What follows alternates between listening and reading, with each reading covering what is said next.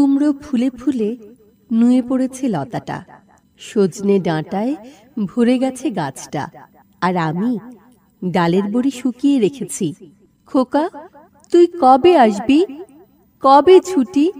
চিঠিটা তার পকেটে ছিল, ছেঁড়া আর রক্তে ভেজা। মাগো, ওরা বলে সবার কথা কেড়ে নেবে, তোমার কোলে শুয়ে গল্প শুনতে দেবে না। বলো মা, তাই কি হয়? তাই তো আমার দেরি হচ্ছে। তোমার জন্য কথার ঝুড়ি নিয়ে তবেই না বাড়ি ফিরব। লক্ষ্মী মা, রাগ করো না, মাত্র তো আর কটা দিন। পাগল ছেলে। মা পড়ে আর হাসে। তোর উপরে রাগ করতে পারি? নারকেলের চিড়ে কোটে, উড়কি ধানের মুড়কি ভাজে, এটা সেটা আরো কত কি। তার খোকা যে বাড়ি ফিরবে, ক্লান্ত খোকা।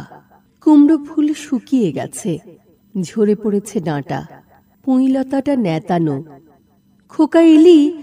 ঝাপসা চোখে মা তাকায় উঠোনে উঠোনে, যেখানে খোকার সব শকুনিরা ব্যবচ্ছেদ করে। এখন মার চোখে চৈত্রের রোদ পুড়িয়ে দেয় শকুনিদের।